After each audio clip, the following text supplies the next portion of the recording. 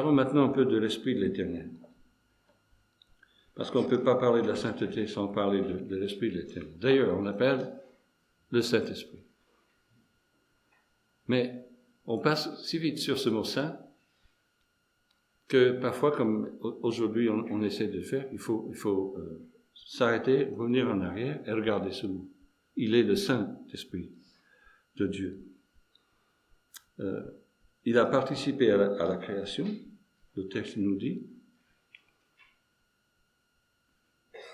L'Esprit de Dieu planait au-dessus des eaux. Il était présent déjà au début. Il est partout comme Dieu est partout. J'aime beaucoup ce passage de David dans le psaume 139. Où irai-je, dit-il? Vous pouvez citer ça avec moi, je suis sûr. Où irai-je loin de ton esprit? Et où fuirai-je loin de ta face? Il est en émerveillement de cette grandeur de Dieu et de son omniprésence. Si je monte au ciel, tu y es. Si je descends au séjour des morts, ou il y a une autre traduction de ça. Et si je descends au séjour des morts, t'y voilà. Si je prends les ailes de l'aurore, et que j'aille habiter au-delà des mers, pour David, ça veut dire infini, infini. Là aussi, ta main me conduira, et ta droite me saisira. Est-ce que nous avons cette même émerveillement devant la grandeur de notre Dieu, Jésus? Est-ce que nous considérons que lui aussi est omnipotent, omniprésent, omniscient, redoutable, dangereux? Il faut de temps en temps nous rappeler de ce côté de Jésus, et aussi, je parle de Jésus, mais je veux aussi parler de l'Esprit Saint de Dieu. L'Esprit Saint de Dieu est aussi a les mêmes attributs que le Père, que le Fils. Lui aussi est partout. Lui aussi sait tout. Lui aussi peut tout. L'Esprit de Dieu, c'est Dieu également, comme le Père et comme le Fils. Dans le miracle de la naissance de Jésus, le Saint-Esprit est mis en parallèle avec l'expression « le Très-Haut », ce qui veut dire Dieu. Le texte dit « Le Saint-Esprit viendra sur toi et la puissance du Très-Haut te couvrira de son ombre. » Donc, c'est une sorte de parallélisme, deux choses décrites, une chose décrite deux fois. Voyons. L'Esprit viendra sur toi et en même temps, et c'est la même chose, la puissance du Très-Haut te couvrira de ton ombre. Et le texte se poursuit en disant, ainsi l'enfant à naître sera appelé Fils de Dieu. C'est l'Esprit qui viendra sur toi. C'est le Très-Haut qui couvrira de son ombre. Et l'enfant qui naîtra sera Fils de Dieu. Encore une preuve de la divinité, évidemment, de l'Esprit Saint de Dieu. Je me trouve un peu embarrassé de devoir parler de la divinité du Saint-Esprit de Dieu, mais il y a beaucoup de gens qui croient que l'Esprit n'est qu'un simple pouvoir, un simple vent qui circule comme ça. Mais c'est une personne, si on peut dire une personne, c'est Dieu aussi autant que le Fils et le Père. Voici le passage qui répond le plus clairement à la question « L'Esprit est-il Dieu ?» J'ai fait référence à ça tout à l'heure. Ananias et Saphira ont menti au sujet de ce qu'ils donnaient pour les autres en Actes chapitre 5. Et Pierre dit à Ananias, « Pourquoi Satan a-t-il rempli ton cœur au point de mentir à l'Esprit Saint ?» Et donc il se répète, « Ce n'est pas à des hommes que tu as menti, mais à Dieu. » L'Esprit Saint est mis à l'égalité avec Dieu dans ce passage. Donc, au risque de vous fatiguer avec cette diapo, je vais vous montrer ça encore. On peut appliquer tout cela à l'Esprit Saint tout autant qu'au Fils, tout autant qu'au Père. Tout cela fait partie, et ce n'est même pas une liste exhaustive, tout cela s'applique à l'Esprit. Au même titre, il est aussi redoutable. Il est aussi autre. J'ai pas mis l'autre, je pense. Oui, j'ai mis autre. Il faut quand même comprendre que nous avons un seul Dieu, le texte le dit bien. Mais comment est-ce qu'il se manifeste? Il est Père, il est Fils, il est Esprit, mais il n'y a qu'un seul Dieu. J'hésite à parler de personnes en Dieu, trois personnes en un seul Dieu. Ça fait une séparation qui pour moi est difficile à saisir. Mais on va pas le saisir de toute façon. On va pas comprendre comment un Dieu un seul Dieu peut s'exprimer de la manière dont notre Dieu l'a fait, il pourrait, s'il voulait, s'exprimer de 1000 différentes manières. Mais il a choisi de s'exprimer, de se manifester en Père et en Fils et en Esprit. Donc tout cela s'appliquait à l'Esprit de Dieu, tout autant qu'au Père et au Fils. Et même on peut dire de l'Esprit, je suis, c'est son titre aussi, c'est son nom aussi, puisqu'il y a un seul Dieu. Quel est le rôle du Fils? Le rôle du Fils sur la terre est de glorifier le Père. Le rôle de l'Esprit est de glorifier le Fils. J'ai mis des passages qui disent ça. Le Père aussi glorifie le Fils. C'est mon Père qui me glorifie, Jésus dit. Il est notre Dieu. Père, l'heure est venue, glorifie ton Fils, afin que le Fils te glorifie. Mais il n'y a pas de passage qui parle de glorifier l'Esprit. Il y a Jésus qui glorifie le Père, il y a l'Esprit qui glorifie Jésus. Qui glorifie l'Esprit? Bon, je pense que c'est nous. C'est nous qui glorifions l'Esprit. Comment? Par notre manière sainte de vivre. Ne savez-vous pas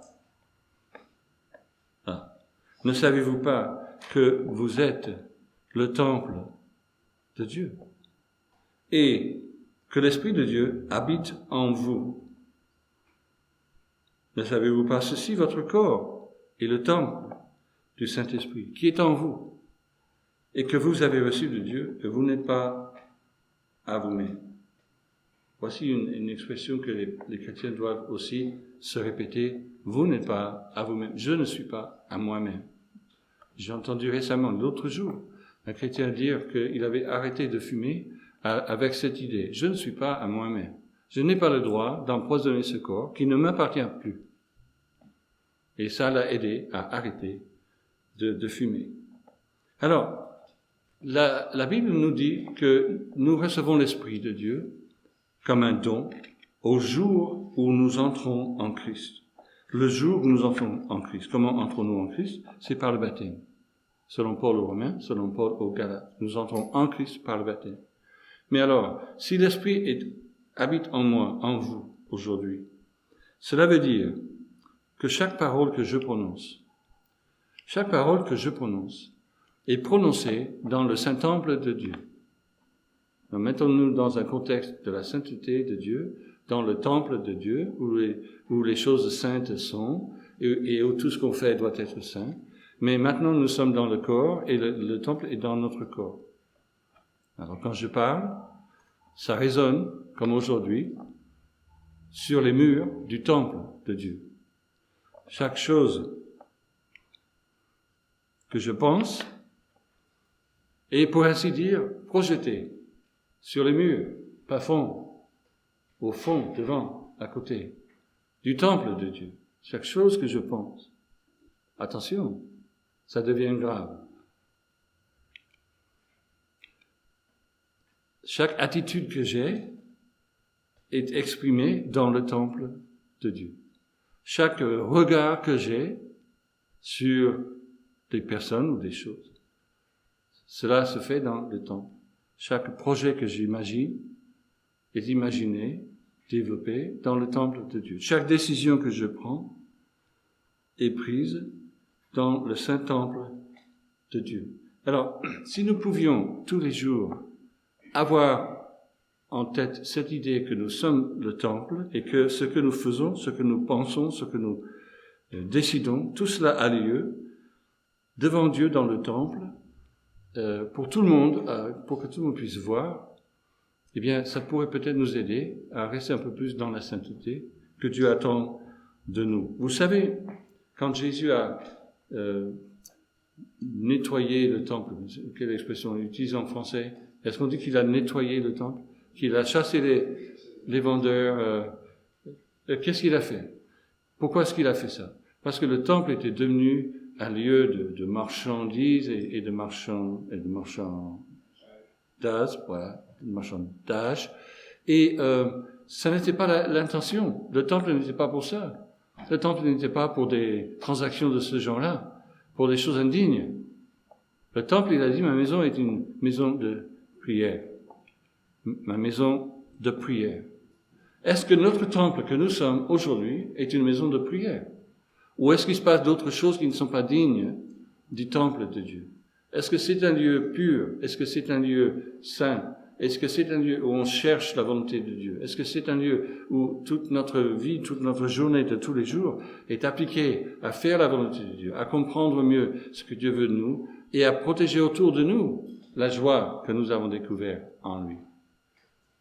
Si nous nous voyons plus comme le temple, même avec l'idée d'un temple, des murs, un plafond, un temple, avec des rideaux même, cela pourrait peut-être nous aider à reconstruire dans notre tête l'importance du temple que nous sommes.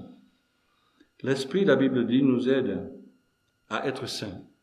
Quand il vient en nous, ce n'est pas juste pour y habiter. Ce n'est pas juste pour occuper un petit coin. Côté droit, côté gauche, le coude.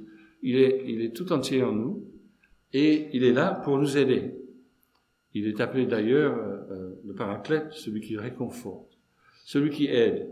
Alors comment est-ce que l'Esprit de Dieu nous aide à être saints? J'ai cherché dans le texte de la Bible pour des expressions qui montraient des choses que l'Esprit fait pour nous, en nous, avec nous, pour nous. Et il y en a pas mal, franchement. Il y a par exemple devant vous maintenant, il lave, il sanctifie, il justifie.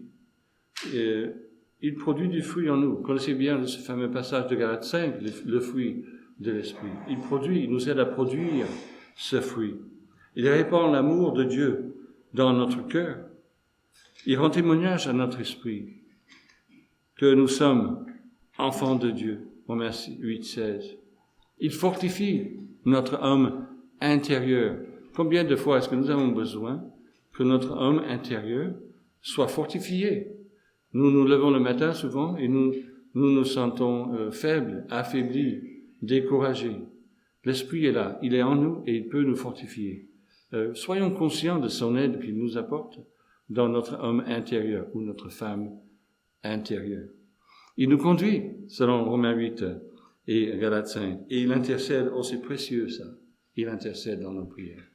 Tout chrétien a connu ce moment où il n'arrivait pas à trouver les mots. Et Paul nous dit que l'Esprit est là, en ce moment-là, et il parle le langage de Dieu. Et nous n'avons pas à trouver les mots si nous ne les trouvons pas. Il lit dans notre cœur, et il transmet ce que nous ressentons devant Dieu. Ça, c'est précieux. Il nous aide à être saints. Cet Esprit qui est Dieu, et qui sonde ses profondeurs, les profondeurs de Dieu, selon 1 Corinthiens 2:10, il travaille avec nous, mais il ne nous forcera pas à la sainteté. Dieu ne nous force à rien. Il nous donne le libre choix, le libre arbitre. Ça, c'est parce qu'il veut que nous l'aimions de nous-mêmes. Il ne veut pas nous forcer, nous faire des robots, faire de nous des robots. Il est possible quand même de résister à cet esprit qui est en nous. Il est possible de faire cela.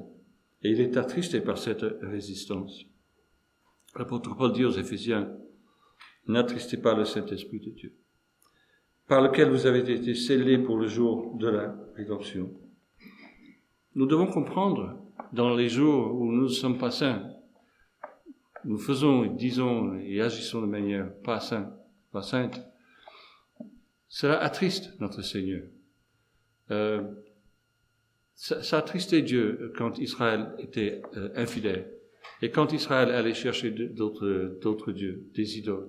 C'était un sujet de tristesse pour Dieu. Comme aujourd'hui, chaque chrétien qui renonce à suivre la voie de la sainteté et la volonté de Dieu dans la Bible, nous avons un grand Dieu puissant, tout puissant, qui est triste. Ça, c'est une merveille déjà là. Les dieux des hommes, les dieux que les hommes ont inventés, ils prononcent leur colère, ils descendent sur vous avec force et puissance. Mais si vous êtes infidèle, peu importe. C'est pas ça avec notre Dieu. Un Dieu tout puissant qui s'attriste quand nous sommes infidèles ou quand nous ne sommes pas saints. Paul dit même que nous pouvons éteindre l'Esprit de Dieu. Je pense que quand cela arrive, eh bien, on est bien dans on est bien dans le mal, on est bien dans le pétrin. Si un chrétien arrive à éteindre l'esprit en lui, c'est un mauvais moment. Nous pouvons lui mentir, nous pouvons l'attrister, nous pouvons même l'éteindre en poursuivant les tendances de la chair. Pour rester réceptifs à notre esprit, l'esprit qui est en nous, nous devons rester continuellement ouverts à la parole de Dieu, dont il est l'auteur, le texte nous dit. Nous devons nous appeler mutuellement et constamment à une étude toujours plus profonde de la Sainte Écriture. On ne veut pas que le jour arrive où Dieu soit obligé de faire ce qu'il a fait en Ézéchiel chapitre 8, une scène dramatique où la gloire de l'Éternel se retira du seuil de la maison. À cause de l'infidélité d'Israël, finalement, Dieu a décidé, je m'en vais, je quitte les lieux, je pars, ce n'est pas un endroit pour moi ici. Tant l'infidélité d'Israël était forte et grande, Dieu a décidé de s'en aller. Nous ne voulons pas que cela nous arrive à nous chrétiens. Il faut dire aussi que c'est quand même une chose extrême, mais ça arrive à certains chrétiens, par manque de sainteté, de voir l'Esprit Saint se retirer d'eux.